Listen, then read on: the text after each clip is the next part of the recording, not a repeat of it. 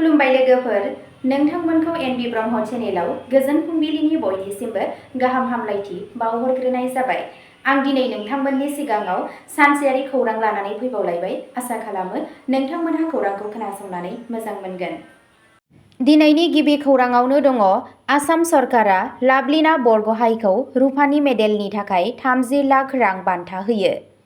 आसाम सरकारा बुधबाराव Olympic medal मोन्नाय Berkshire लाभलिना बरग'हाइनि थाखाय 30 लाख रांनि नोगोद बान्था फोसावदों।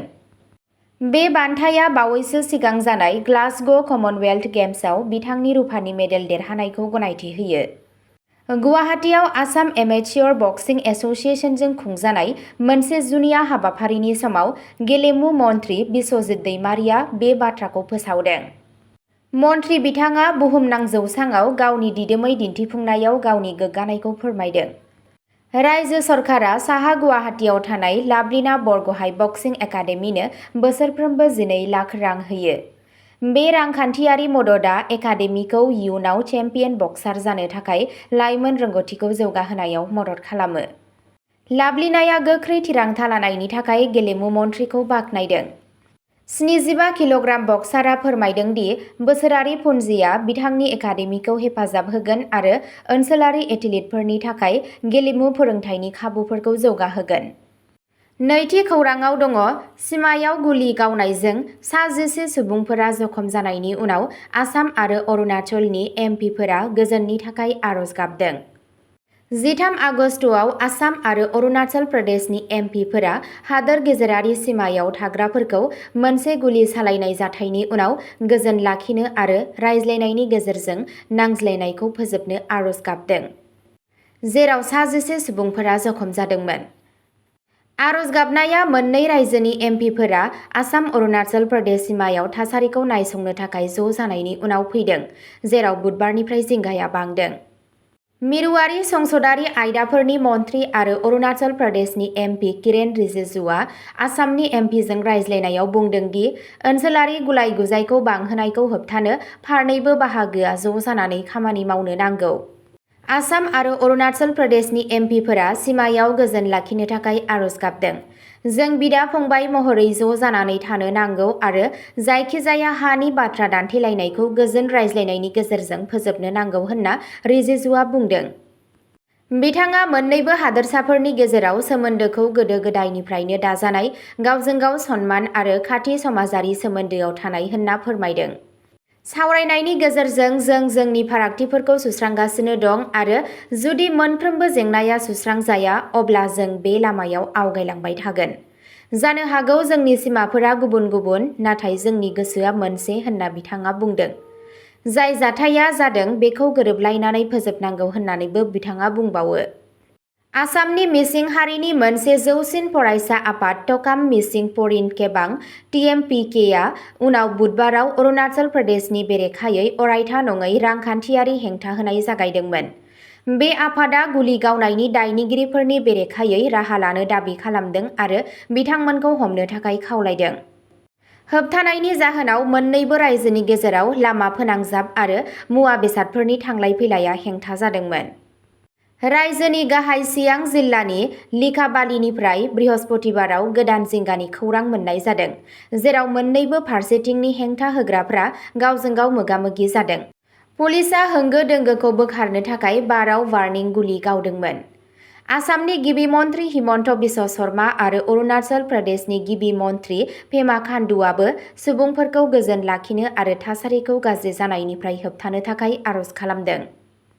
थामथि खौराङाव दङ, मंगलदैयाव माहारियारि राजालामायाव कलेजनि फरायसाया ट्राकजों सौग्रावदों।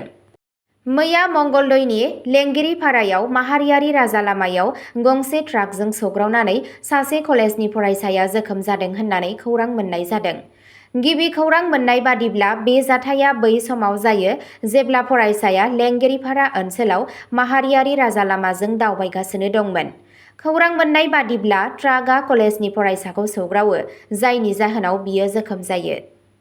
जाब्रबथायनि उनाव ओनसोलनि सुबुंफोरा जोखोम जानाय फरायसाखौ हेफाजाब होनो थाखाय जाथाय जायगायाव थाङो होनना खौरां मोन्नाय जायो। बिथांनि हालोद आरो जाब्रबथायनि जाहोननि सोमोन्दै गुवारै मिथिनो मोननाय जायाखै। बे जाब्रबथाया लामा रैखाथि आरो हादोरारि राजा लामायाव गिलिर गारिफोरनि थांलाय फैलायखौ लानानै जिंगासिदों, गुबैयै थाबायग्रा आरो फरायसाफोरनि थांलाय फैलाय गोनां जायगाफोराव। बिबानगिरिफोरा जाब्रबथायनि खाथि खाला थानाय थासारिखौ नायबिजिरगोन आरो माबोरै सौग्रावनाया जादों बेखौ थि खालामगोन होनना मिजिंथिनाय जादों। बेनि बांसिन फोरमायथिखौ नेनानै दं। ब्रैथि खौराङाव दङ गुवाहाटी पुलिसआ आइएसबिटिनि खाथियाव 39.4 कौटि रांनि ड्राग्स जब्द खालामो, सानै हमनो हायो। 13 आगस्टआव आसामनि गिबि मन्त्रि हिमन्त बिश्व शर्माया बुंदों दि गुवाहाटी पुलिसआ गेजेर रायजोआरि बास टार्मिनेल आइएसबिटिनि खाथियाव मोनसे ट्राकखौ होबथायो आरो 39.4 कौटि रांनि ड्राग्स जब्द खालामो। शर्मा बिथाङा फोरमायनाय बादिब्ला बे अपारेशनाव हेर'इन गोनां मोन 10 साबोननि केस आरो 1,40,000 याबा टेब्लेटफोर बोखांनो हादों। बे जब्द खालामनाय जाथायजों लोब्बा थानाय सानै सुबुंखौ हमनाय जादों। बाथि खौराङाव दङ हाइलाकान्दियाव पेट्रल पाम्पआव मोब्लिब गोहोजों जोखोम जानानै टिपार सालायगिरिनि जिउ खहा। हाइलाकान्दी टाउननि साखाथियाव थानाय सैदबन्द ओनसोलाव गंसे पेट्रल पाम्पआ मोब्लिबनि सौग्रावनायाव 35 बोसोर बैसोनि टिपार सालायगिरिया जिउ गोमायो। जिउ गोमानाय सुबुंखौ दीदार हुसेन शेख होननानै सिनायथि मोननाय जादों। खौरां मोननाय बादिब्ला दीदारआ गावनि टिपारखौ पेट्रल पाम्पसिम थाव सोनो थाखाय लांदोंमोन। खौरां मोननाय बादिब्ला गारिखौ आबुं खालामखांनायनि उनाव बिथाङा ट्राकनि हाइड्रलिक ट्रेलारखौ दैखांदोंमोन, जाय गंसे गोजौनि मोब्लिबनि थारजों नांजाबो। गारिनिफ्राय गाहायाव ओंखारनो नाजानाय समाव दीदारआ गोथां मोब्लिबारि लाइनजों नांज्लायो आरो गोब्राब जोखोम जायो। गिबियाव बिथांखौ थाबैनो आलगापुर देहा फाहामसालियाव लांनाय जादोंमोन आरो उनाव हाइलाकान्दिनि एसके रय सिभिल हस्पिटालाव लांनाय जादों, जेराव डक्टरफोरा बिथांखौ थैबाय होननानै फोसावो।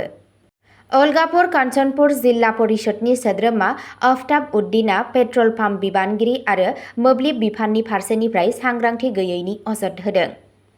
बिथाङा दाबि खालामदों दि मोजाङै इनसुलेटेड केबलफोरनि सोलाय मोब्लिबारि वेरिं ओंखारनायनि जाहोनाव जाब्रबथाय जानो हागौ। पुलिसआ थैनाय सुबुंनि गोथै सह'खौ पस्टमर्टेमनि थाखाय दैथायहरदों आरो जाथायनि सायाव नायबिजिरनायखौ जागायदों। द'थि खौराङाव दङ गीतानगराव हमगार्डनि गोथै सह'खौ गोमोथाव हालोदाव मोननाय जादों। मैया गुवाहाटीनि गीतानगर पुलिस थानानि लांगोनायाव 36 बोसोर बैसोनि हमगार्डखौ गोमोथाव थासारियाव गोथै सह'आव मोननाय जायो, जायनि जाहोनाव बिथांनि थैनायनि थासारिखौ लानानै जिंगासिदों। थैनाय सुबुंखौ रङियानि गुलि पाम्पनि थागिरि हाफिज आली होननानै सिनायथि मोननाय जादों। बिथाङा गीतानगर पुलिस थानायाव हमगार्ड महरै थिसनजादोंमोन। खौरां मोननाय बादिब्ला आलीआ बुधबारखालि नाइट डिउटियाव रिपर्ट खालामदोंमोन। गावनि शिफ्टखौ फोजोबनानै बियो बृहस्पतिबारखालि फुंनि 5 रिंगासोआव गावनि रुमाव फैफिनदोंमोन। बेनि उनाव खथानिफ्राय बिथांनि थैनायनि खौरां मोनो। बिथांनि थैनायनि जाहोनफोरा दासिमबो रोखा जायाखै आरो आरोबाव गुवारै मिथिनो मोननाय जायाखै। बुधबारखालि मोनाबिलियाव थानाय गावनि न'निफ्राय गुवाहाटीसिम डिउटियाव रिपर्ट खालामनो थाखाय बयबो दावबायदोंमोन। बिथाङा बे बोसोरनि एप्रिल दानाव हाबा जादोंमोन आरो बिथांनि बिमा, बिसि आरो बिनानावआ दं।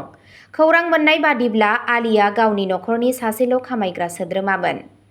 स्निथि खौराङाव दङ उदांस्रि साननि सिगां आसामनि नगावआव पिस्तल, 3 गोथां राउन्डजों लोगोसे सानै सुबुंखौ हमदों।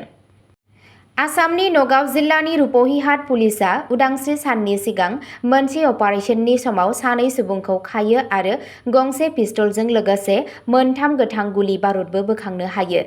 हमजानाय सुबुंफोरखौ फैजुद्दिन आरो रफिकुल इस्लाम होनना सिनायथि मोननाय जादों। थि संगालि खौरांनि सायाव नोजोर होनानै रुपहिहाट पुलिसआ अपारेशन जागायो आरो हाथियार लानानै रुपहिहाटनि गुबुन गुबुन जायगाफोराव बेरायबाय थानाय सानै सुबुंखौ हमनो हायो। नागिरनायाव पुलिसआ बिसोरनि आखाइनिफ्राय गंसे पिस्तल आरो 3 गोथां राउन्ड बोखांनो हायो। उदांस्रि साननि सिगां हमजानाय जाथाया ओनसोलाव जिंगा सिखांनाय सोमजिहोदों। पुलिसआ हाथियारनि फुंखा आरो बबे थांखिनि थाखाय बेखौ लांनाय जादों बेखौ मिथिनो थाखाय नायबिजिरगासिनो दं। अब्ला दिनैनि खौरां फरायथिनाया बेखिनियावनो जोब्बाय। एसेनोसै, गोजोन्थों।